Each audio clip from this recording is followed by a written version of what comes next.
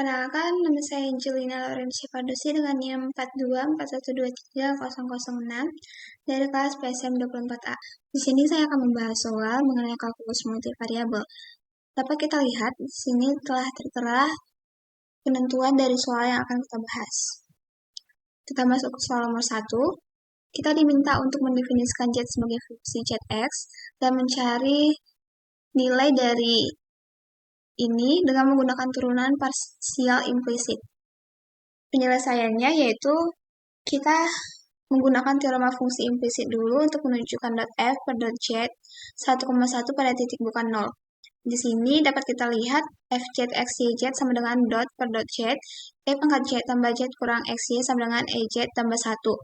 Kemudian nilai x yz-nya dimasukkan, hasilnya yaitu 2.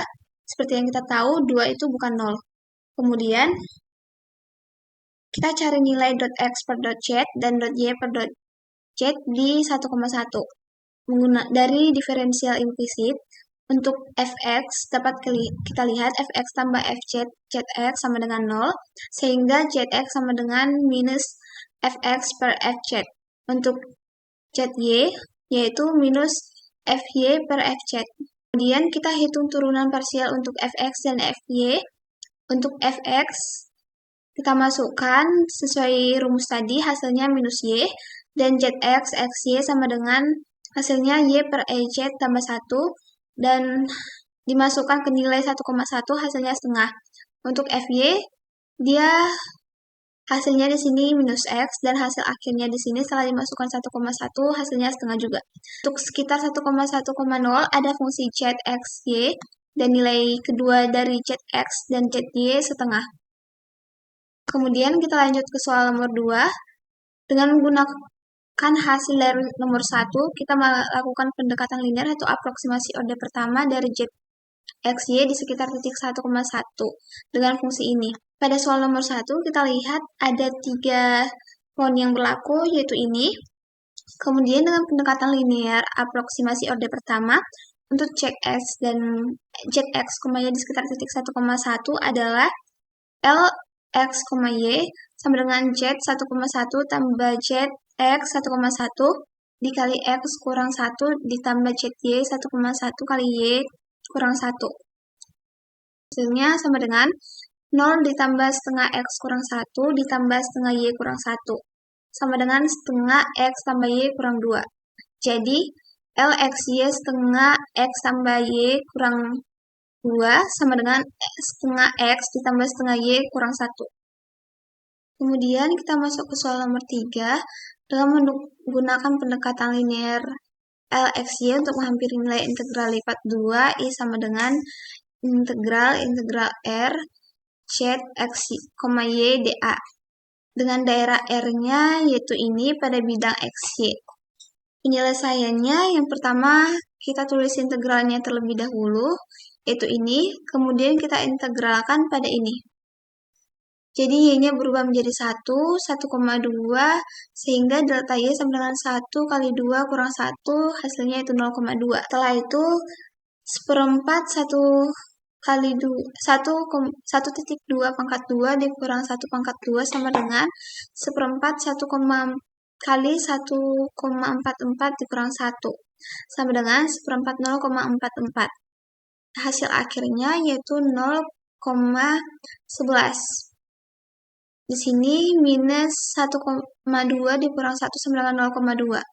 Jadi result inner integralnya sebagai fungsi x adalah 0,1x tambah 1,11 kurang 0,2 sama dengan 0,1x kurang 0,09. Kemudian langkah ketiga, kita integralkan pada x dengan integral 1 sampai 1,2 0,1x dikurang 0,09 dx sama dengan hasilnya ini. Kemudian x pangkat 2 berubah menjadi 1. Kemudian 1,2, 1 pangkat 2 dikurang 1 pangkat 2 sama dengan 1,44 dikurang 1, hasilnya 0,44. 0,05 dikali 0,044 hasilnya 0,022. minus 0,09 dikali 1,2 kurang 1 dikurang 0,09 dikurang 0,2 sama dengan 0,018. 0,022 dikurang 0,018 sama dengan 0,04. Jadi, aproksimasi integralnya dapat disimpulkan 0,004. Di sini dari bentuk L, Y, X, Y, dan nilai aproksimasi I-nya dapat kita lihat yang diminta untuk A yaitu apakah Z, X, Y cenderung bernilai positif atau negatif di dalam R. Karena Z, X, Y didekati oleh L, X, Y sama dengan setengah dikali X tambah Y kurang Z. Dapat dilihat X lebih besar sama dengan 1, Y lebih besar sama dengan 1, sehingga X tambah Y kurang Z lebih besar dari 0. Kemudian, L, X, Y lebih besar dari 0 di R. Hasil integral aproksimasinya I sama dengan 0,004 lebih besar dari 0. Jadi, Z, X, Y cenderung bernilai positif di dalam R. Kemudian, untuk B, apakah makna tanda nilai integral I terhadap posisi permukaan S relatif terhadap bidang Z sama dengan 0 di atas R? Dapat kita lihat integral I sama dengan integral R Z, X, Y, dA karena I sama dengan 0,04 lebih besar dari 0. Sehingga permukaan S secara rata-rata berada di atas bidang Z sama dengan 0 di atas R. Jika I lebih kecil dari 0, berarti di bawah Z sama dengan 0. Dan jika I sama dengan 0, berarti seimbang antara atas dan bawah.